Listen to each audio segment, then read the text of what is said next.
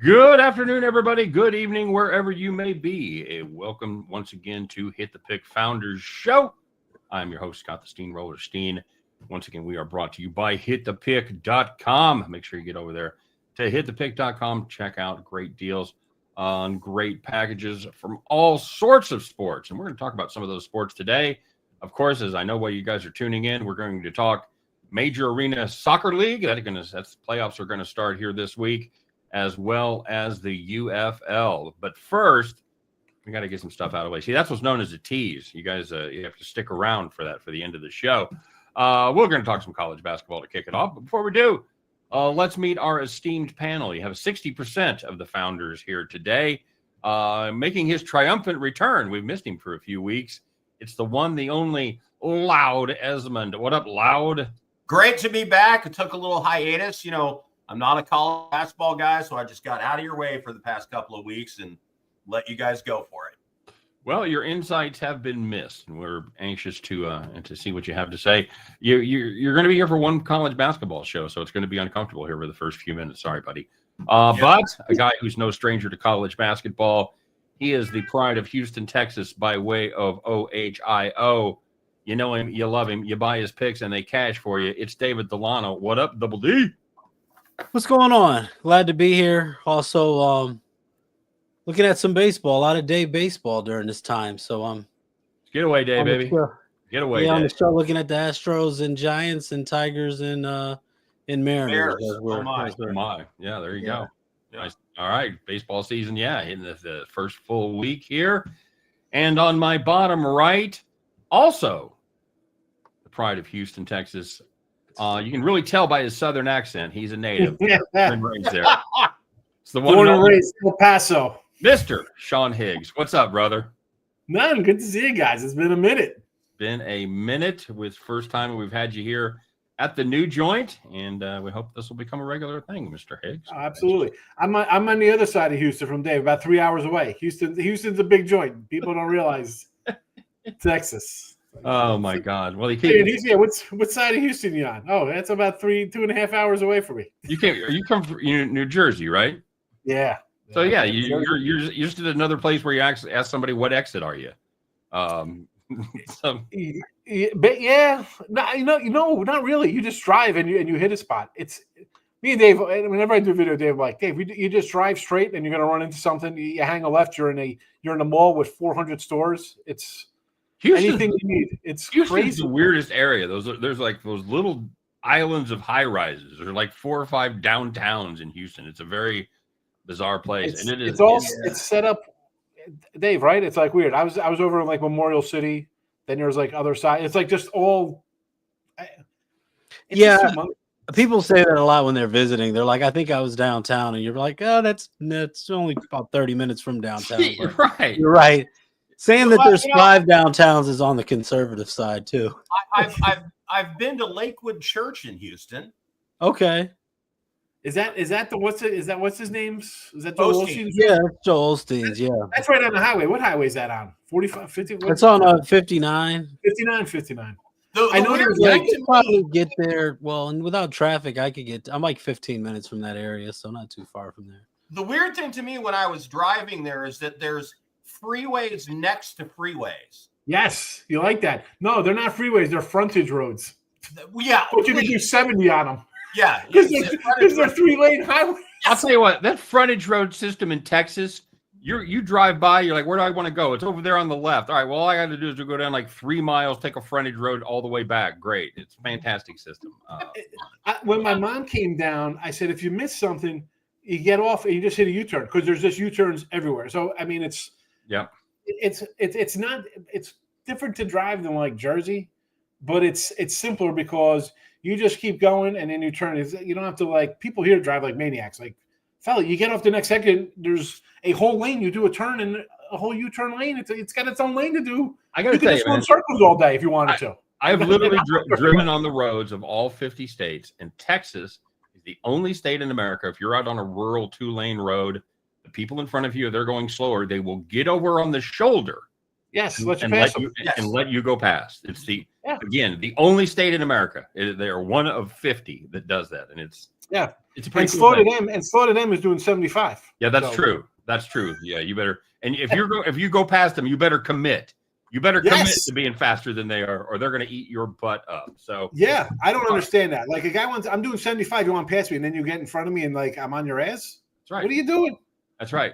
All right. Welcome Why back would to you pass welcome back to traffic talk. No big whoop. We'll talk traffic. All right. So let's talk Final Four. I was roasted when I did 2 weeks ago when everybody picked their Final Fours.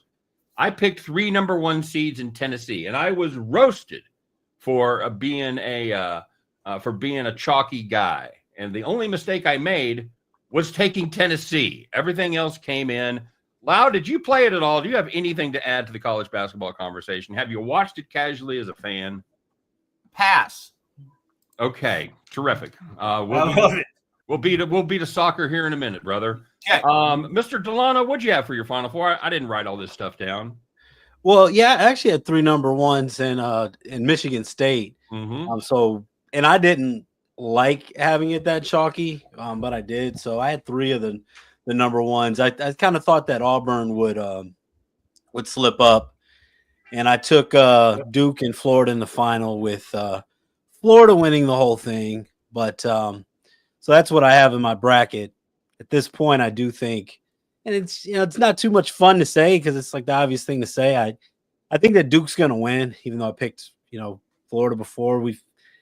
It's been cool to watch, but I'm sure Higgs. I'm interested to hear his stance because I know he likes a lot of the dogs and a lot of the upsets, and this hasn't been a great tournament for that. No, it really hasn't.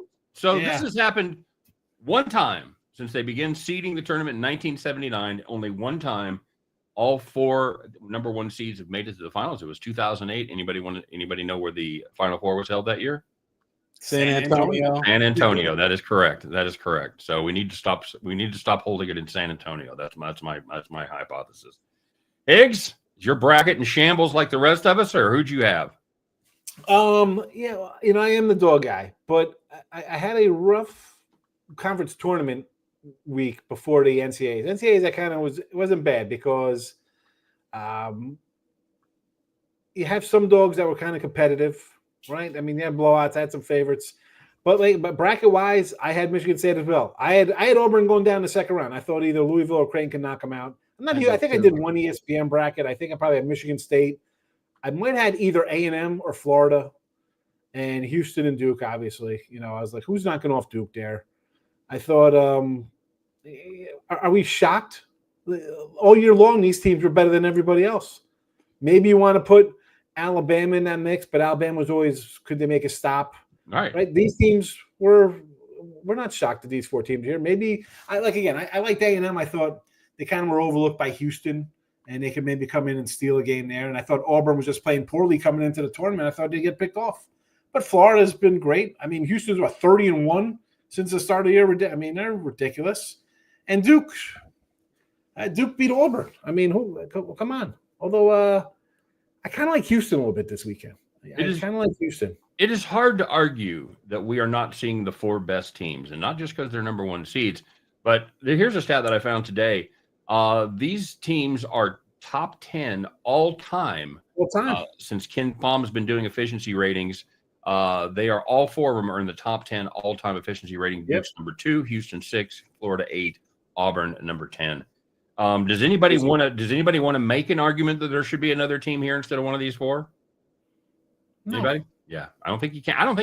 I think as bad as it is, and it is chalky and boring as the tournament is, there's no San Diego States, there's no FAUs, anything like that. But you've got, if you want to see the best basketball at college level in the world, you got those 4 teams playing. But Scott, this is the entire season with these 4 teams at the top. I mean, it started like, maybe Kansas is good, and you had had a couple teams, your usual suspects kind of poking in there. Your Michigan State's had a nice seed. But when push came to shove, they played a nice game, but they lost. But these, Auburn was the top. They're in the 1 seed overall. And how about them they're an underdog this week? The 1 seed in the tournament's an underdog. It's crazy. How does that work out? How does that happen? Absolutely insane. All right, so let's get to the picks. Loud, I'm assuming we're going to pass with you again. Pass. Okay, very good.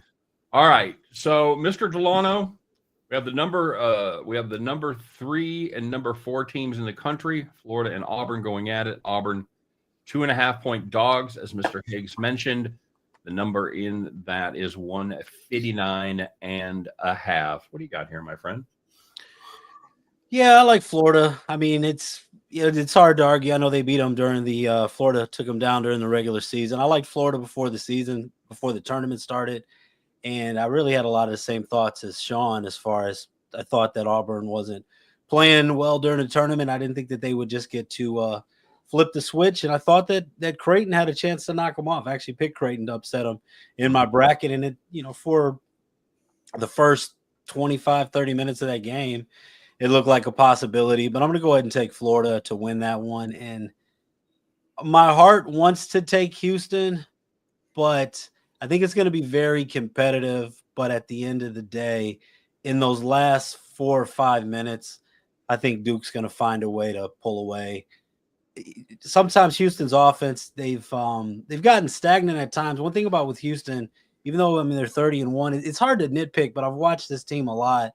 In some of these games, they've let teams hang around. There've been some of the games where, to me at least, 10 minutes left, it feels like the other team's still in the game, and Houston could be up by more.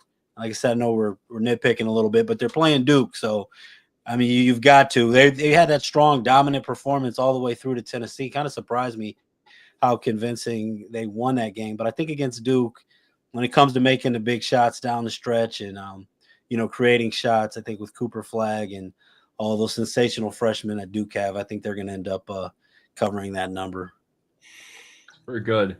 So, Sean, here's the deal. Both of these numbers are within the splash zone. In other words, it could be a 1-point game in the last 30 seconds, and then we get Foul City, and both of the favorites get the cover in that one. How do you see this going? Do you see competitive games? Is there going to be a blowout either one of these games? I'll start with the Houston game, and everything Dave said is correct. And 4.5, 135, by the way, 135.5. Duke by 4.5, 135. 4.5 now. Okay, it was 5 earlier. I saw them, so I was hoping for a 5.5. I thought maybe the people would come in on Duke, but listen, yeah, I've got FanDuel juice 4.5. Yeah, this team. Okay, Duke's got the flashy, splashy freshman. But Houston's kind of a veteran team. Like they've been here, and in the years past, we saw guys get hurt and bad stuff. I think I got the best coach out of the 4 right now. I got a guy who's kind of been there, and I don't think they'll tighten up because they've been here before, and not in championship game type place. But I'm just saying for the pressure of being a 30-win team, and all of a sudden, guy gets hurt. Right? We've seen these teams this is not their first big club. Like the last 3 years, this team's been excellent. I think they're going to hang tough. I won't be shocked if they beat Duke. I knew Duke is – listen, they're what, 3 in that? What were they in the KenPom? I mean, it's ridiculous how good they are. But second all time. They were first KenPom this season, but second. I'm going to – let's slow it down a little bit because of the ACC just in general. We saw 2 ACC teams. I mean, I thought Louisville got shafted as an 18-win conference team, and we saw how they played. We saw Clemson, although they were a little banged up, get – beat in the first round. So they might have great numbers, but who are you playing? At least I know in the SEC, I thought it was top heavy. Do I think they should have 20 teams in a tournament? But, Bama, Auburn, Tennessee, Florida, you want to put Kentucky in that kind of mix there. I think the top was pretty solid, a lot better than the ACC. So I think that's, I don't know if Duke is as good as their numbers say. And I think Houston is just an overlooked program. It's like, well, sometimes they don't score, right? We see them play they play like a 55-45 game, but the one time they're putting up 90, right? So I think it's their time. I hate having kind of the gut kind of play and stuff like that. I'm not a Houston homer by any stretch. I just got down here, but I just always like the team. I'm like, it's just tough. They can clamp down. They score now. They can score. And I think always give them a shot. I think people just got Duke penciled in here versus Florida or whoever, or Auburn, whatever, rematch versus Auburn. I don't know, man. I think Houston's winning this thing. I want the 5.5, but I'll probably just play money line because if Houston's going to be in it, they're in it, and they might win it. If it's Duke, like you said, Scott, that's going to pull away, it's close, and they pull away, or Houston's not hitting anything, and Duke's off to the races, and it's 85 69, 85, 71, and Right. it's not close. So I think Houston pulls it off, honestly. I'll tell you, the one thing that impressed me about this Duke team when they played Alabama in the semis was the way they were able to adjust their style. They came out and they ran with Alabama. They ran up and down the court, and they eventually, because of their depth, they were able to get a lead, and then they took the air out of the ball and started playing Duke basketball, and Alabama had no answer for it at all. Nope. So I like that they were able to switch styles on the fly. I'm not bitter, even though I had the over. It was an impressive display of basketball and the way that they were able to adapt. So how do you see the other one going, Sean? I got Florida. I got a 12-1 future on Florida from back in, I guess, January or somewhere along the way. I took them when they were looking pretty good, and I think they win. Auburn, okay, nice squad. I didn't like them coming into the tournament, so I still. Why am I going to like them now that they're getting 2 points at a team that beat them by 9 already at home? What is it going? Oh, it's a revenge game. We're going to get them this time. I don't think you get them. I think Florida's playing excellent, as good or better than anybody else. And at least for them, at least they're kind of like battle tested. Like they were down in games, they fought back. It wasn't like they're just cruising along. Right. They've had a little adversity or whatever. So I think the line's pretty much where it should be, but I think they cover. I think maybe a little tighter than a Duke Houston game. But I think the Duke Houston game is either a 10-point win or a Houston outright. Where this one, I think, is going to come down to like the end. It's going to be close, kind of back and forth. And I like the under. I kind of like the. I know you look at their 90-81 game or whatever the heck that was. I think this is lower scoring. I think it's going to be a tighter first half, playing into the 60s as opposed to get to 80. I think it's like a 34-30 is probably possible. I don't think it's going to be a, up and downers like we've seen a lot of these over, right? A lot of these tournament games, not even just these teams, all these teams have been crazy overs, right? A lot of high scoring affairs we've seen. I don't think we're getting that on Saturday. I would imagine the books have not had a great tournament with a lot of overs and a lot of chalk. The favorite, they can't be having a good tournament. This is like the NFL season all over again for them. They got to be getting crushed. Right. Same game parlays. I got a guy's like, I told you to take all 4 number 1 seeds and pay 12-1, 100 for 1,200. I'm not taking 4 number 1 seeds in a parlay. I'm not doing that. No, I don't parlay anyway. I'm not going to do that. But This is the way they think it's. Look at it, so easy. How easy is it? Oh, yeah, the books they've probably taken it on the chin for sure. I don't feel bad for them. They still got a $1 billion hotel in the desert. Come on, we got to airdrop food and water into these people. They're doing okay. I'm not worried about them. Yeah, if you're looking for the sympathy for the book show, this is not the right place for you. Yeah, and we've talked a lot about this Florida team. They had a loss to Mizzou on January 14th. And since then, they have been incredibly focused. They lost 2 games down the stretch. They lost at Tennessee, and then they lost at Georgia, which everybody in the conference just about did for some inexplicable. And everybody was on Florida that game. Like, oh, look, take Florida. I'm like, have you seen Georgia? Teams lose conference tournament games on the road. Absolutely. You know how hard it is to go 30-0? I don't think people understand. They think teams are supposed to go in this be undefeated. They lost by 30 to Tennessee? That's fine because you beat Tennessee by 30 when Tennessee was number 1 or whatever. You're going to have a clunker. They put up 44 against Tennessee and lost by 20. It's an ugly game. You're going to have an ugly game over the course of 30-something games. Yeah, dude, they shot 24%. So, you shoot 24%, things are going to happen. So that's absolutely right.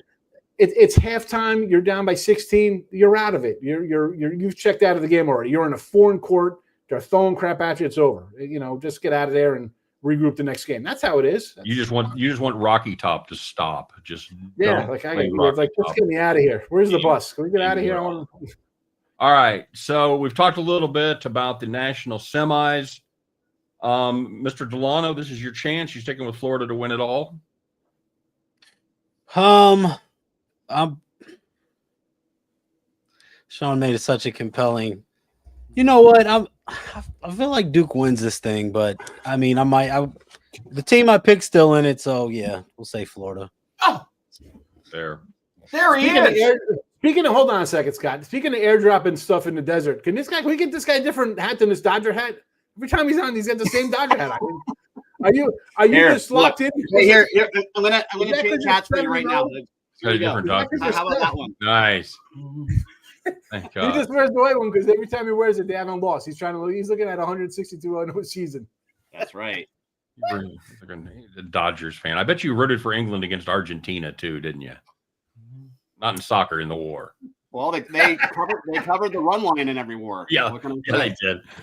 England notoriously covers the line. All right, so you've got here just in time to give us your picks in the semis and your pick for the final.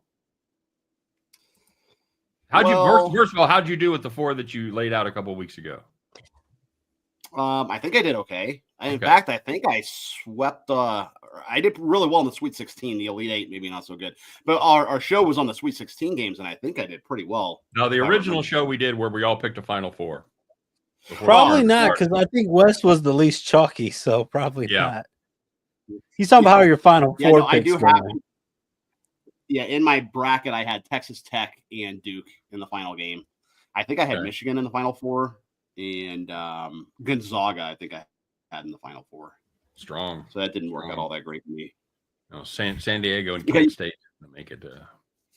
Yeah, that Gonzaga bid was worth it. I mean, they should have not been facing Houston in the second round. That was a poor seeding because of 14 SEC teams. That's why they got a crap seed. Well, you got to win your conference. They didn't win. They didn't win their conference regular season. They didn't win the tournament.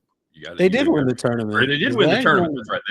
That's right. Yeah. St. Mary's ended up getting the at-large, but but I mean that's just a terrible seeding because you can't have 2 teams play each other in the first round. Yeah, I think it's the first. It's 2 rounds, isn't it, for conference? Something like that. It's going to be bad going forward if they put these. You got 20 team conferences. You're going to have like 12, 13 Big Ten and SEC and then you got Gonzaga.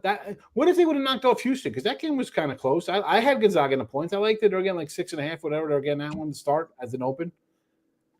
How do you think Houston feels in that thing? Like they'd be like, "What the hell? This is our second round matchup versus a team who's got to the Sweet 16 for 20 years in a row." Higgs, there was a lot of second round matchups that felt more like Sweet 16 games. Yes, that was probably the most obvious. But there was a lot of games where you're looking at Creighton and Louisville, 2 teams. Yeah, that's another great game. And Louisville. And listen, at least they gave them almost a home game, but that was a terrible spot for them, and they got run out in a noon game.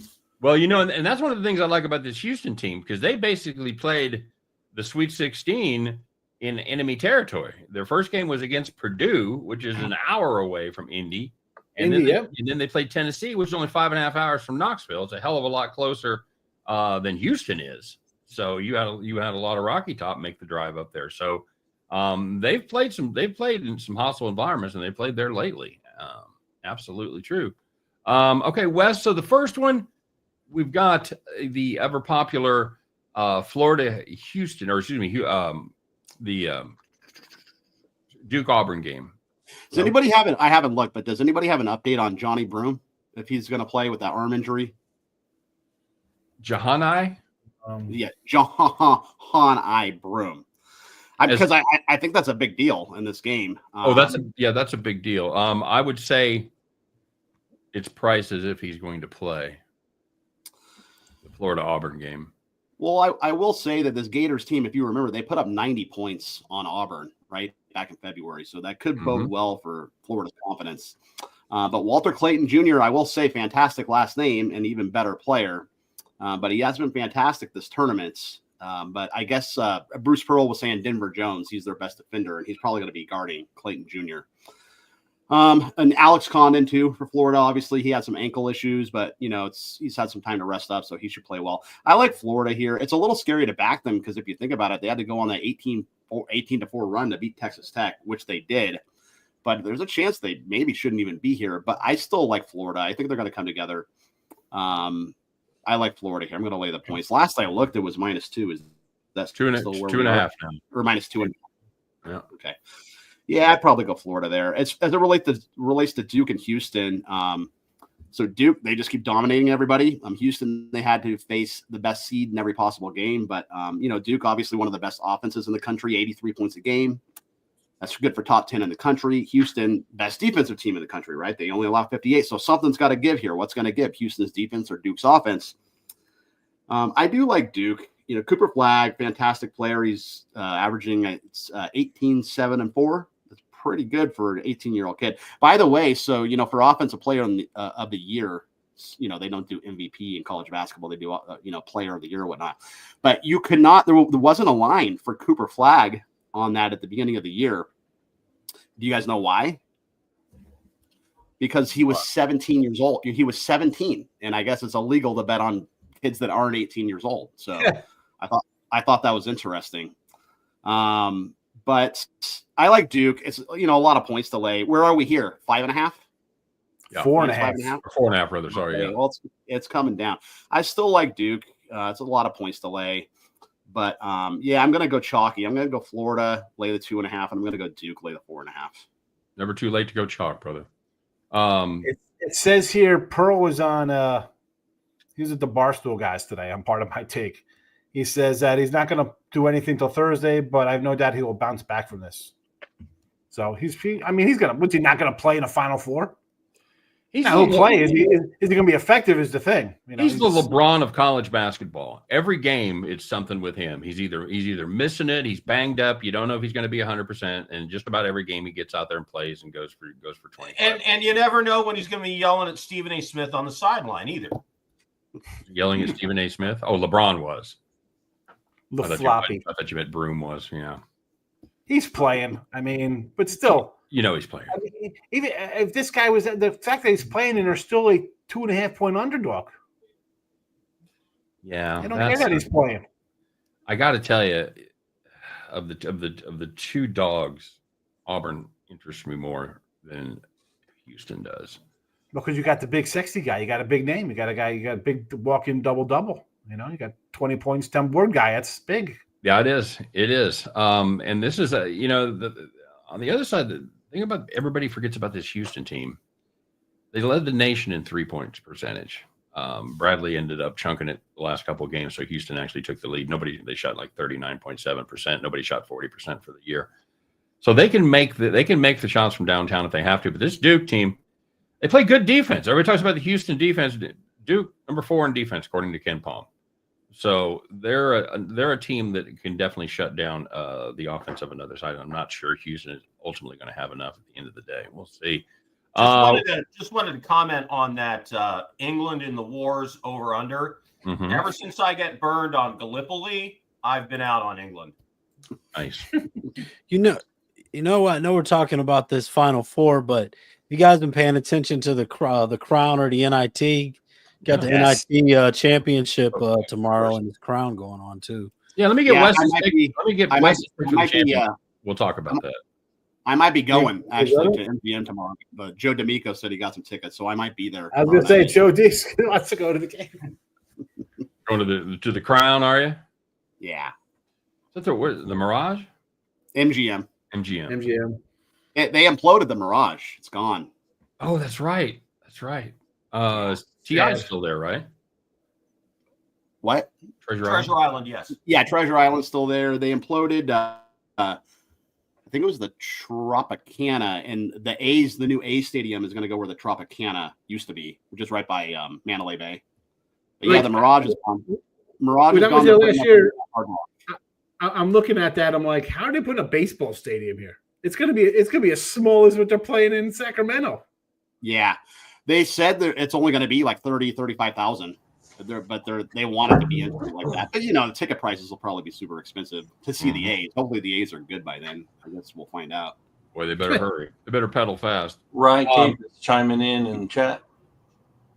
What do we got? Let's see here. Oh, there he is. All right. So Tom is not here today.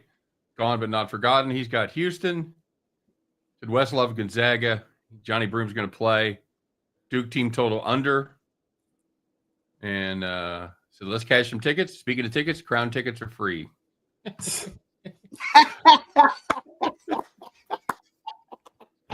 Very hey, good. Sean, Jesse Shuley was going to buy the tickets for him. For that tab that's old. Last time, I guess like 2 years ago, I went out when I was out there. We met for lunch. And I was downtown at Circa, so he's like, "Oh, let's go eat." I'm like, "All right, let's go somewhere." No, we got to go down to this place at Caesars. Like, why the hell are we driving? It took us like days to get down there because there was construction for the F1. Oh God, it's terrible. But we went there, and I ended up getting a Landry's card, which I use all the time here at Saltgrass. So I'm always getting free appetizers. So it worked out well. I brought Joe a burger. I thought he was going to really stick me, try to get lobster, but he ended up getting a burger. So Nice. Right. Wes, who's your national champion? Oh, well, I have Duke. I have Duke in my bracket, so it's too late to turn back now. I believe. I'm falling in love. All right, very good. Let's talk about this NIT a little bit. Let's do it. Irvine and Chattanooga. No longer the Chattanooga Moccasins. Nobody got time for that. They're now just the Mocs. So there you go. Yeah. Irvine. No one could spell it, so they're just putting Mocs. Right. Especially in Tennessee. Too long to go across the jersey. All right, Irvine, 3.5-point favorites. Total on this game, 146.5. And this game is in the is it Hinkle Fieldhouse there in Indy? No longer in Madison Square Garden. So sorry, boys. Terrible. Loud, you got some thoughts on the NIT? He's gone. He went to the bathroom.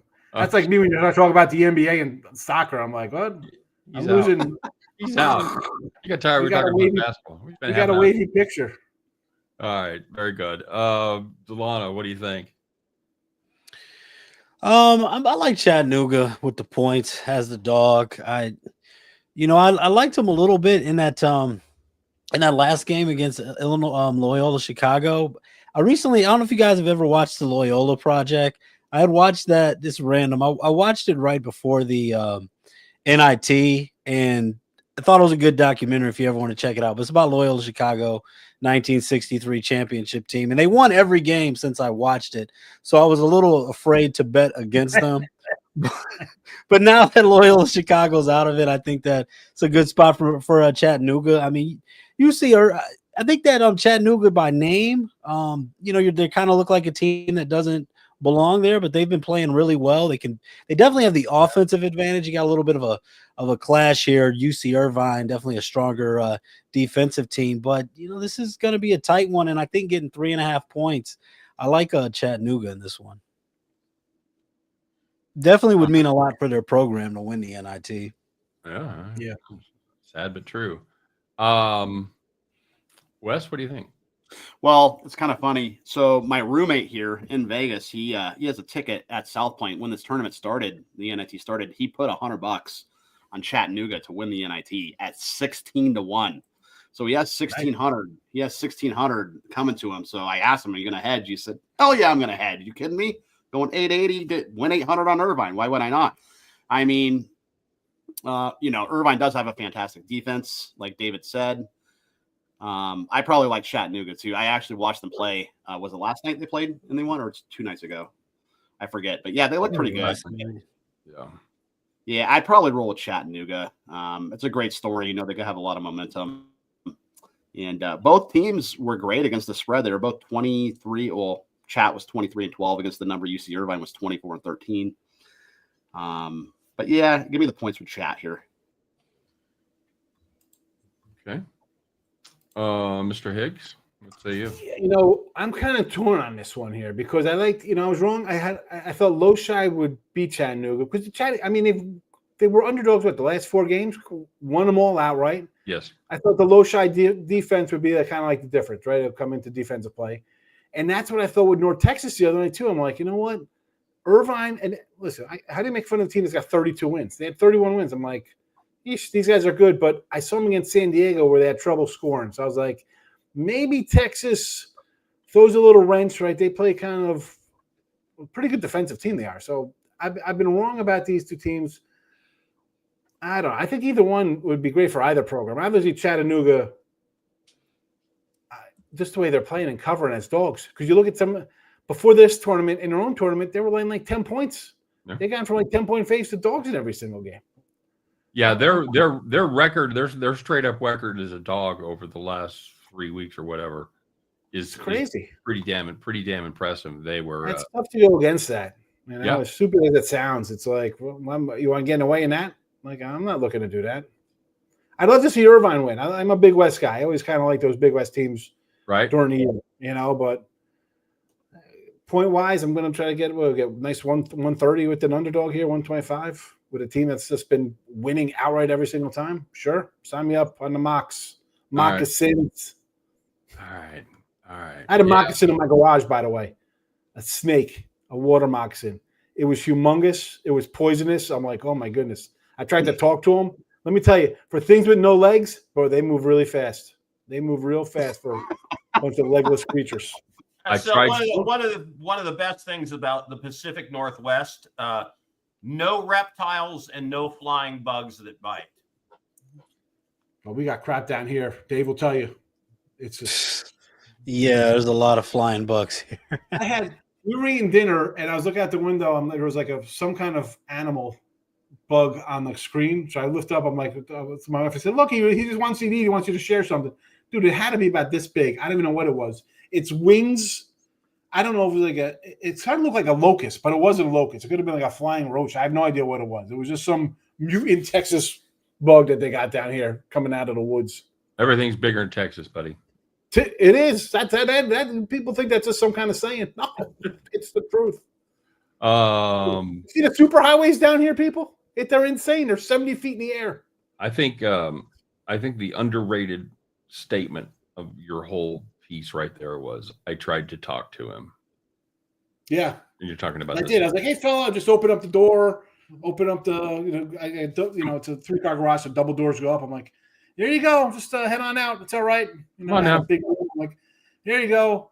He curled up and was like, and I was kind of close to him. I'm like, you know what? This probably not a good idea because he was thick, like about that thick all around. Yeah, and I turned around. I don't know why I turned around and walked backwards. That was probably like I was going to get a gun. I was going to say, the shotgun. Yeah. Second part of that. So I turned my back on him. I don't know why. He could have just like snuck me from the back and jumped on me. I turned around. He was gone. He went under my truck. I don't know where he went. Look at this guy. He's got a 357 next to him. He's pulling a Jaw Morant.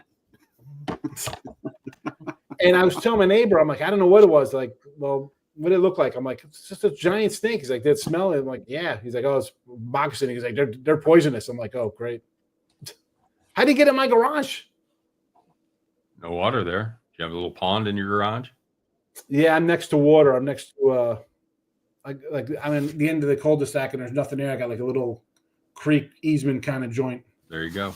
Snakes can actually shrink their body width and get under cracks and things that you wouldn't believe that they could get into. Well, I had the pest people come. I sealed it off. You can't even see. Like my garage is shut. It's like pitch black in there. No, nothing's getting in. We cover a lot of ground on this It's show. the Bronx Tale. You come in, you can't leave now. Sorry. There's a hatchet. I got a hatchet at the ready. What do they call like a reptile expert? Ichthyologist or something like that. Is that right? No, they call them a rectum. All right. It's the world's oldest 10-year-old boy. Good Lord. All right. Okay. You know what? I'm going the other way. Screw you guys. I'm taking Irvine. I've watched this team play a lot. They've got a top 20 defense in the nation. I think the Moccasins' journey ends. Sorry. Well, it's going to end either way for both these teams, but they're not going anywhere. But I'll take Irvine. Good game to watch. I'll be the contrarian. Where's the lone wolf? Beautiful. I like it. Ryan is right on that shit. All right. Hey, Loud, welcome back. Let's talk about some of your stuff, buddy. And I know you've been the poster child, the promoter, the champion of the MASL all season long. I know you love the sport. You drew me and Tom into your web. We each went to see a game this year. Both of us had a pretty good time. I don't know that anybody had as good a time as Tom did at the show. Oh no, I don't know if anybody's have as good a time at the game. You did not get He's hugging the mascot. Yeah, I got no pictures hugging the mascot or anything like that. I could send you, but and we know that Chihuahua has been the top team in this league all the way through. The Savage, the Chihuahua Savage, and you told us an interesting fact about that because of visa problems. They basically have two different teams. They got a Mexico team and they got a U.S. team, and the U.S. team. Still very good, but not as good as the Mexican team. And it's going to be a real problem for him in the playoffs because the entire playoffs are being played in a single location, which is at the San Diego Soccer's Front Wave Arena in Oceanside. It's the only absolutely dedicated major arena soccer league stadium. Everybody else plays in a stadium that's either multiple use or converted from something else. Most of them where ice hockey is played. Let me tell you something. If you can't get across the border at San Ysidro or Mexicali, or you're just not even trying. So they should be able to have full strength, shouldn't they? You get these guys across the border. Well, the problem is if the league gets caught doing that, there's all kinds of ramifications for the league. Well, I'm sure. What's the name of this league, by the way? The Major Arena Soccer League. It is the top level of indoor soccer in North America. And you actually have a team in Mexico. And previously in other years, you've had multiple teams in Mexico and a team in Canada. And so it's a North American sport. Right now, the Canadian team is hiatus, and so is one of the Mexico teams. Being the top team in the MASL is about like being the top washboard player in the world. Is this called the USA Major League Soccer? Or is this St. Louis? And MASL, Major Arena Soccer League, and the playoffs are going to start this Thursday. The regular season just ended last weekend, and they're all being played at the Front Wave Arena in Oceanside. The very first game, you've got the number 1 seeded Savage, and they are taking on taking on the Ambush of St. Louis. So they're giving the line is the Savage -6.5, and the over under in the game is 15.5 goals. Something to understand about the Front Wave Arena. It's the largest surface in the MASL, and it also plays really slowly. It's kind of a sticky turf, and so actually that arena tends to have less goals scored than a lot of the other arenas, especially the stadium the Savage play in Mexico is pretty small. Now, I know we're all saying, wait, the fields aren't the same size. No, they're not. They are not all uniformly the same size. And so the soccer's, it's the largest field, and it is also plays really slow. So I like both in this opening game on Thursday night. I like the Ambush +6.5 and under 15.5 goals in that one. And then and by the way, you can see all these games on CBS app Golazo, which is their 24-hour soccer network on the CBS Sports app. And they're also going to be on Amazon Prime for the playoffs. They're going to be on Amazon Prime? Yes. Nice. I don't have Palazzo, but I do have Amazon. Yeah, you can Prime. catch them on Amazon. And then the other thing is there's going to be a major sponsor announcement for the playoffs, which is coming tomorrow. And it's a huge recognizable national brand, which is a giant step forward for the league because they have been looking for these larger corporate sponsors to get involved. And once they do, the league is going to grow exponentially. Keep in mind, Major Arena Soccer League was beating out the attendance in the 80s in cities like Chicago. They were drawing more people. This is the pre-Bulls, pre-Jordan Bulls. They were outdrawing the Bulls. They were outdrawing the Blackhawks in hockey. So there was a time this league was quite big, but then USA Soccer destroyed it because they wanted to draw all the league's players over to them. My team, the Empire Strikers, made the playoffs this year. They're from the Inland Empire of California. They play in the Toyota Arena in Ontario, California. They are playing Sockers in their, obviously it'll be the Sockers home stadium. The Strikers have played the Sockers tough the last couple times they've played. They're catching 1.5 goals. I lean to that, but I really like in this game is the over totals. Over 11.5 goals for the game and over 4.5 and 6.5 goals respectively for the Strikers and the Sockers. Saturday, Utica City FC meets the Baltimore Blast. I like Utica plus 4.5 goals in that one in my upset of the weekend. Milwaukee Wave takes on the KC Comets. I like the Wave outright to win at a nice price of plus 368 on the money line. Go home loud. You're There's drunk. your MASL report. Where are those lines for the lines you get? Where do you find the lines that you use for that league? Okay, so is it next bets? Okay, well, ASD Trading and Next Bets, NXT ETS.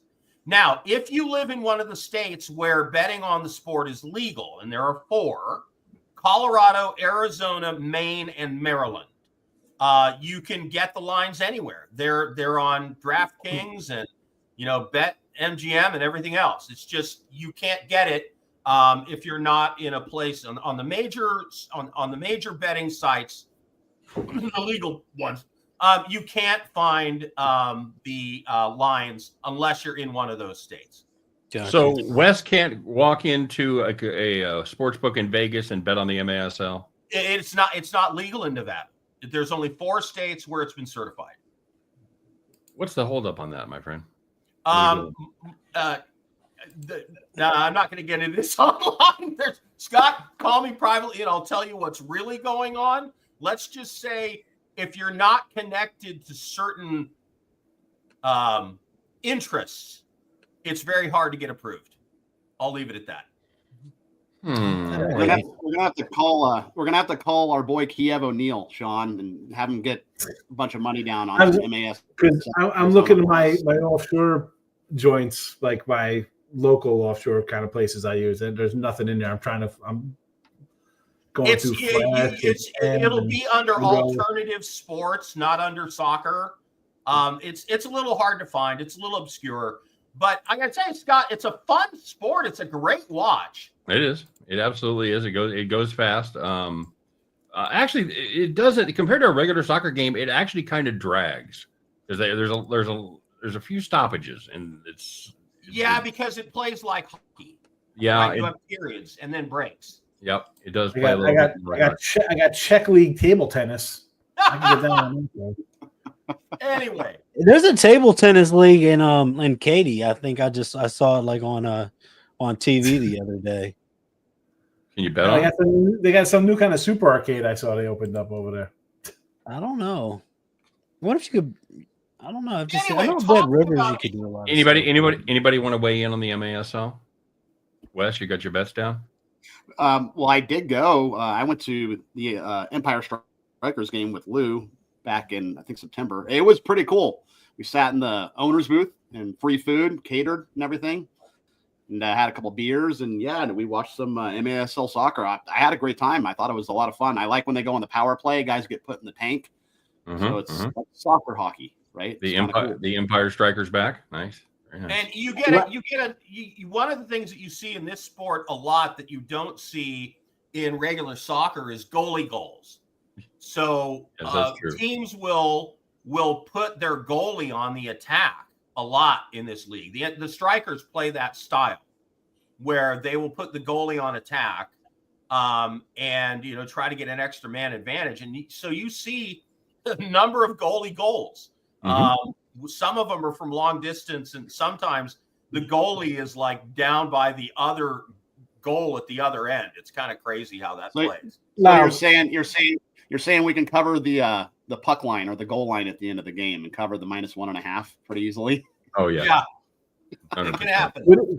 Do you know anything about the El Paso Locomotive Football Club, the USLC? No, I do not. How about the Tacoma Defiance MLSNP? No, don't know anything about that either. But the Spring Football League has started. UFL started last weekend. Of course, this league is 8 teams. You get 4 games a weekend. Kind of fun this weekend. There's a night game on Friday, a night game on Saturday, and a night game on Sunday. So you're going to get an opportunity to watch those. Not a lot competing, except what that pesky college basketball championship thing. I forget what it's called. But anyway, so I'm focused on the UFL this weekend, and I, of course, watched the opening weekend games. Won 3 out of 4, but the one major bet that I put out was a loss, and this was a shocker.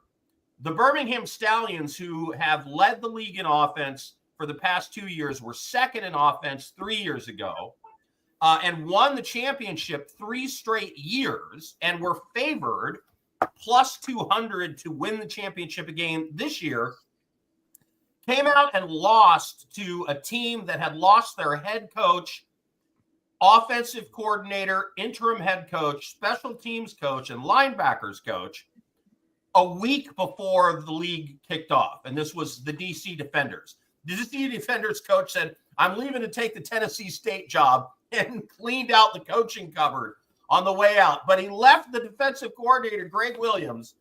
Greg Williams is a character. He is blitz crazy. He blitzes on literally every play. It's insane.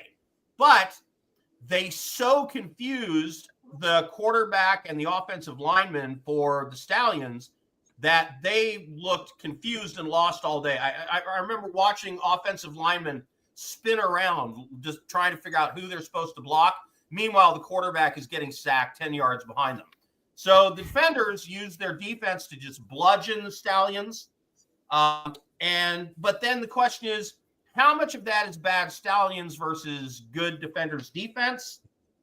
Now, this coming week, the Defenders play the worst team in the league, I think, the Memphis Showboats, another team whose coach left a few days before the league started. Ken Wisenhunt, the coach of the Showboats, decided he's taking indefinite personal leave of absence a few days before that team kicked off the season.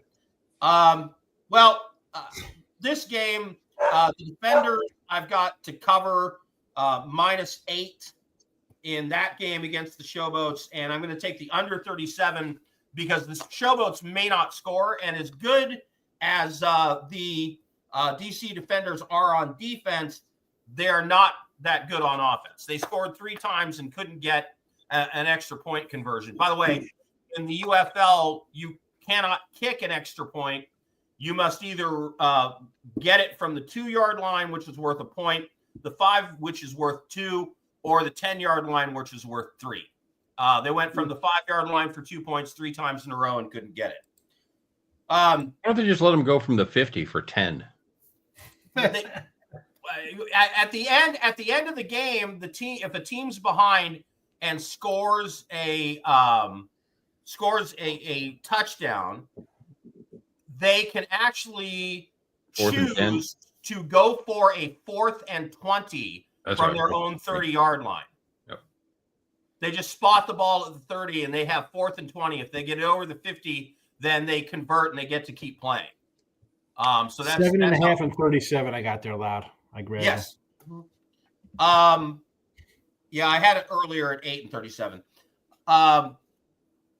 The Stallions have the Panthers. Michigan is surprising. They won big. Did really well in their opening. The Stallions, of course, lost to the Defenders. This is the game on Friday night. I think it's the hardest to handicap. I'm going to trust that the Stallions are going to look better on offense than they did against the Defenders. And the Panthers showed that they can score. They scored well in their opening game. So this is over 38.5 is the play in that Friday night game. And then on Saturday, or is it Sunday? I think Sunday, you've got the 2 Arlington Renegades against the St. Louis Battlehawks. They both played well week 1. Battlehawks set a record for the running game and also recorded 460 total yards, the second most for a single game in UFL history. They were great in the running game, 273 yards rushing. They just bludgeoned the Houston Roughnecks, who also aren't very good, 31-6.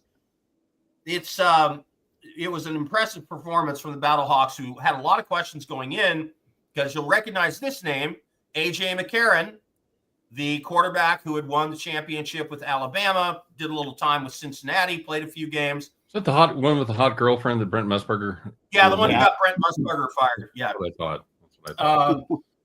So he was sort of the linchpin at quarterback for this team the past couple seasons. They let him walk, and now they've gone to a very run-heavy offense. So, that is kind of surprising how well they did in that first game. And then, of course, they're taking on the Brahmas. The Battlehawks are. That one, I'm going to go Battlehawks -7. The Brahmas lost badly in their first game. So I don't see them being a particular challenge. And then in the final game, Roughnecks against the Renegades. The Renegades played great. By the way, the Renegades have this running back who's kind of a poor man's Derrick Henry. Kalen Ballage is his name. He was initially drafted by the Miami Dolphins. Had a little bit of a season with them his first year, but then bounced around the league and bounced out. He had a 77-yard run for a touchdown for Arlington where he ran over a bunch of guys, and he averaged more than 10 yards per carry for the game. Longest run in league history, brother. There you go.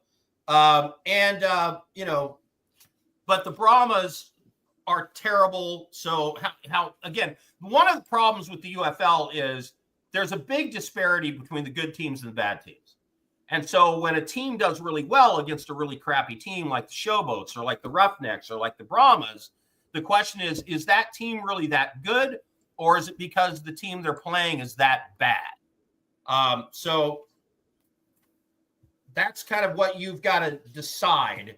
So finally, let me just run through it. Roughnecks at Renegades, I'm going -8.5 for the Renegades there. Brahmas and Battlehawks -7. Stallions and Panthers on Friday night over 38.5. And Showboats Defenders under 37 and Defenders -8. So you brought up Greg Williams. So Greg Williams, I think he was the head coach of the Redskins back when they used to be called the Redskins, and I think the Bills back in the day too. But I actually pounded beers with that guy, believe it or not, back when the Rams used to train in Thousand Oaks, California, back where I lived about a month ago. And during training camp, he would show up at our local watering hole. Super nice guy, really cool. Him and Greg Roman. Greg Roman was the offensive coordinator. But, he was interim coach for the Browns for about 5 or 6 games as well. Yeah. Was Williams Bounty Gate? What were the Sunday games again? Battlehawks? Yeah, the Battlehawks. Yeah, Williams was, I think he was the defensive coordinator when they hit Brett Favre, right? Knocked him out of that game in the playoffs when Favre. Yeah, when they had the whole Bounty Gate thing in New Orleans. Bounty, He was the defense coordinator. Yeah, I think that Greg Williams was, and then wasn't that the year that Sean Payton got suspended for a year after that or something? Yeah. Absolutely right. All right, Loud. Hold on, I gotta write these down. I already took these other games on Friday, and I'm St. Louis because I was still looking for that crazy soccer. St. Louis Battlehawks. The Brahmas play the Battlehawks, and the pick in that game is Battlehawks -7. Okay. Roughnecks play the Renegades, and it's Renegades -8.5. Arlington -8.5 over Houston. Really? They'll be partying. It's the Final Four. They'll be partying.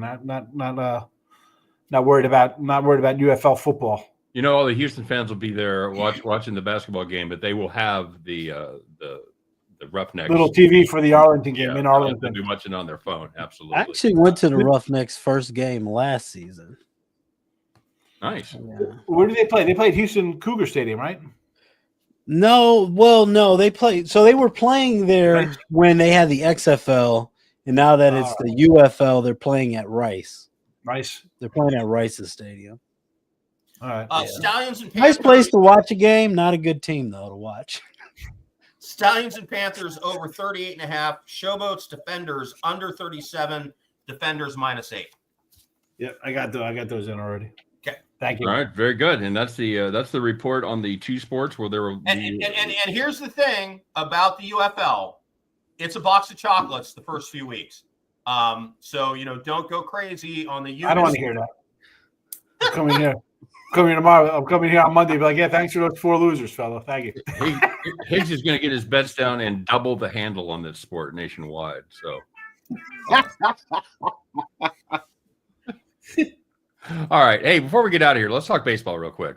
Some teams off to some good starts. Some teams off to some bad starts. Tell me of these teams who we got to worry about the most. Do we have to worry about? By the way, anybody know who's in first place in the AL Central? The White Sox? The White Sox. You are absolutely correct, sir. Congratulations. Well, ask that question again in a couple hours. Yeah, I know. It ain't going to be there long. Take a picture of it now. They're down 6-0 right now. Oh, is it not going well for the first place Sox? All right. So It's going to be an all-way tie for 2-4 pretty soon. It's about to be about a 5-way tie.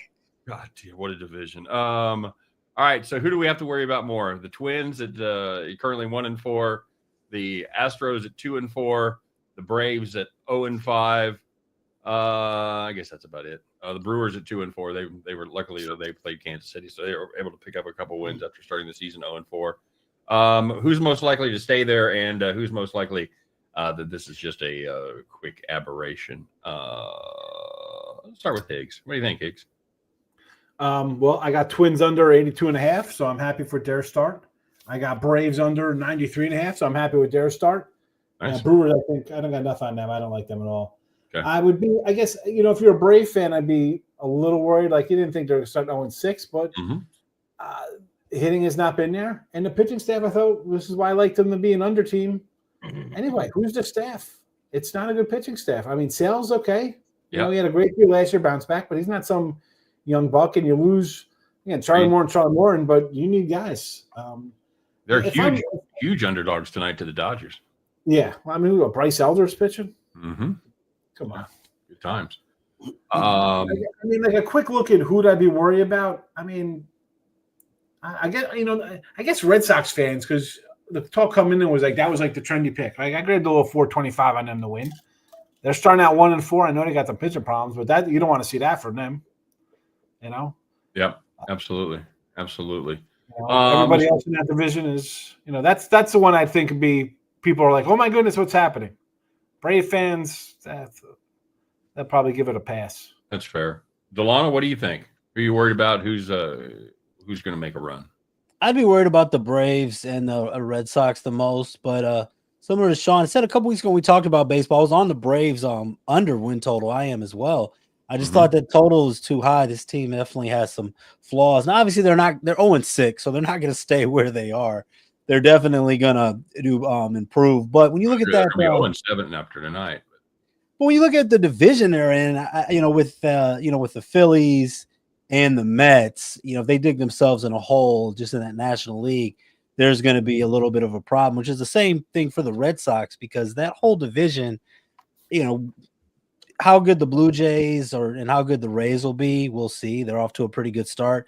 But there's no bad teams in that American League East. So even getting off to a slow start and playing against the American League East so much, that's why Boston and Atlanta I would worry about the most. With Houston, they made some moves in the offseason. I'm not sure what they're doing, but Houston has been doing that for a long time. Sometimes the moves haven't made sense. That division is so bad. That's a team that can be 20 games down. People are like, yeah, it's only July. We're fine. Well, exactly, because the A's look terrible, and there's no reason to think that they won't look terrible. Mariners still can't hit, and right now, who's on the top of the division right now? The Rangers and the Angels, right? Yeah. So there's no reason to count out Houston in that regard. So I just worry about the Houston lineup, though, Dave. Like the pitching, I took the under today and went over in the 8th inning, but I'm going to look to just take unders with these guys because I don't think the lineup is good, but the pitching's solid, bullpen's solid. Getting rid of both Tucker and Bregman in the same offseason is a little. I didn't love those moves, but that may catch up to bite them. But they're in a weaker division, so. Yeah. We'll what do you think, Loud? I think the A's are definitely going to continue to stay. The team without a city. They're just the Athletics. They don't even call them the Sacramento or Athletic, or where are they at? They gave up a lot of runs in that minor league ballpark they're playing in this. Opening weekend. I was holding off. I'm like, wait till it gets a little warmer out there. I don't know, but man, dude, the Cubbies come in there. They look like it's the like Ryan Sandberg and Andre Dawson clubbing the ball for those guys. Like Mark Grace hitting 500. Like, who are these guys? Let's play two. They've got the brand new bats, right? The redesigned bats are leading to people hitting a lot more. I don't know if it's a bats. I think there's definitely it might be a little juice ball this year. I think they're trying to grab some fans back. I think that they wound up these balls a little tighter this year. Well, I think so too. Remember what Wes, the great white love machine, always says: chicks dig the long ball. That's right.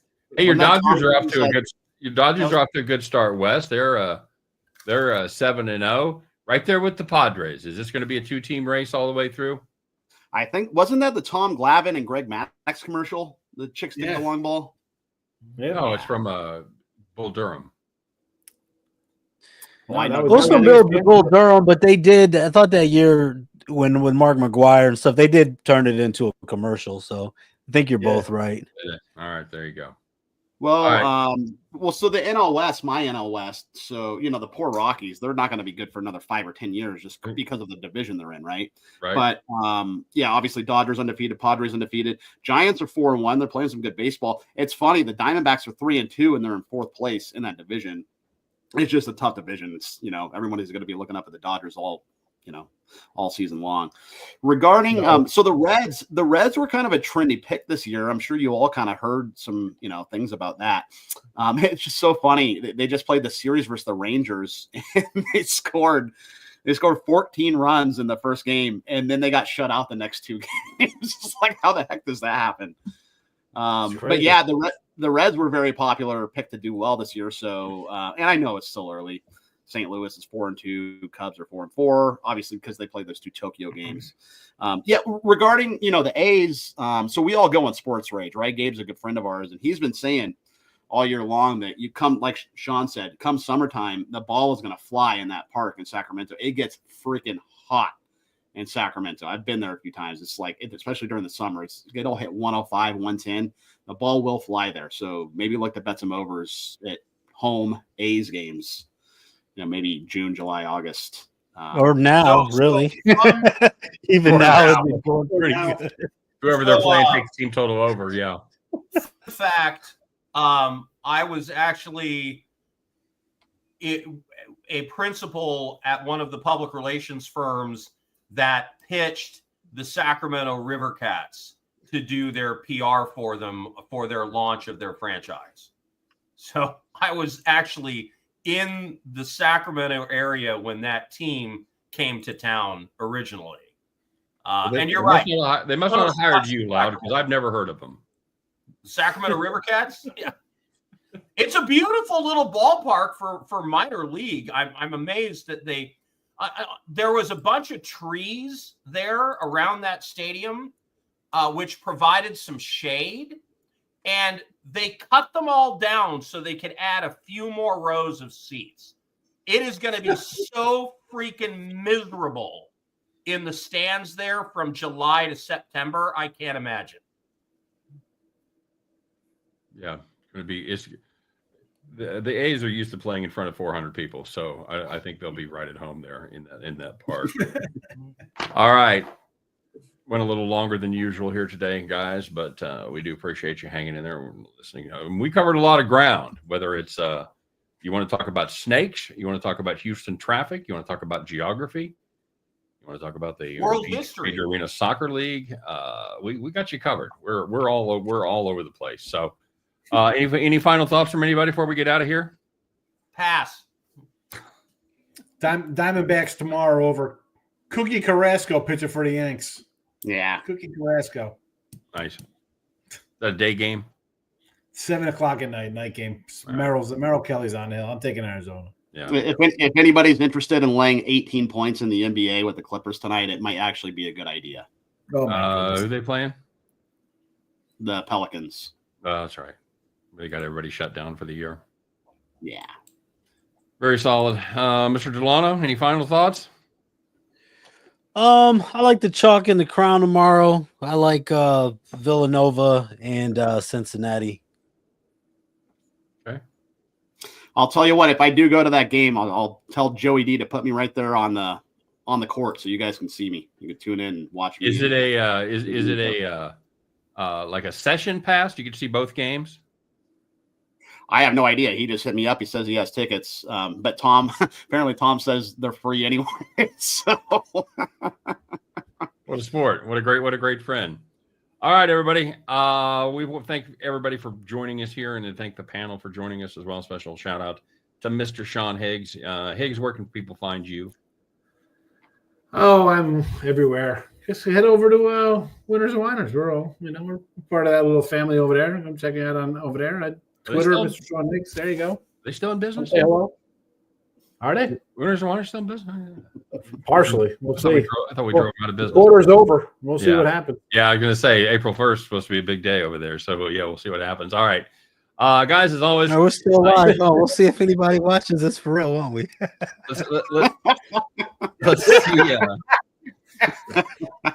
All right, let's see how I do with Twitter handles. Good way to find out if anybody watches. You can find Delano at Get Sports Strong. You can find Wes at The Sniper Picks. Loud, where can we find you?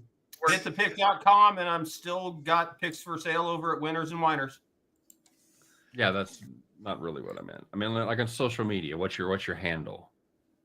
Pass. He actually has one. Yeah, I think he probably just wants to take it down. I've seen him on Twitter before. Okay. No, I do. I just can't remember what it is right now. Of course, you can catch Higgs over there at Winners and Winers. You can catch him at Mr. Sean Higgs. Is that all socials? You got all your Instagram and your TikTok and all that? I don't do TikTok. I want to make a little Higgs talk in my OnlyFans plus Dollar Daddy, but I've yet to get around to it. Okay, fair enough. Fair enough. And you can find me in my OnlyFans page as well. No, you catch me at Steamroller. Thanks again to everybody. We appreciate it. Have a great week. Let's go out there and make some money on the Final Four, and that'll give you enough profit where you can load up on the MASL and the UFL this weekend. All right. There you go. We'll be back next week. Talk all about our results. Talk some NBA. I'm guessing. Probably talk some baseball. And of course, Loud, you're going to be here. Absolutely. Okay, so we'll have another UFL MASL report to look forward to then. But until then, I am going to be your UFL guy all the way through the UFL season at the end of June, and then I'll be on to Canadian football. That's terrific. That's just fantastic news for everybody involved, and I know there's a big sigh of relief by our audience. They were worried this was just going to be a one-time thing. So if there's a football league that nobody's watching, Loud is going to be all over it. Just remember that. So you guys take care. And you know what? It's all about the financial opportunity. You know what? And I've spent the show roasting you, but I will say this: if you've got a sport, if you've got a line on some sport, I don't care what it is. There's no pride involved. Like, well, you didn't even bet the Duke game. Screw that. If I've got a major in on a MASL game or a UFL game, that money spends just the same, baby. So, it's good-natured roasting. It's nice for you to be here, and it's nice for people to learn about other opportunities to make money that on games that aren't being bet on by every Tom, Dick, and Harry, where you can actually find some inefficient lines. So, we make fun here, but or every there's Tom's Harry Dick. Or every Tom's Harry Dick. Almost made it through. We were so close. I should have just done the jump. I was put too much ramp in there to do the outro. So, hey, have a great week, everybody. Thanks for joining us. We'll see you next week on the Hit the Pick Founders Show. Peace.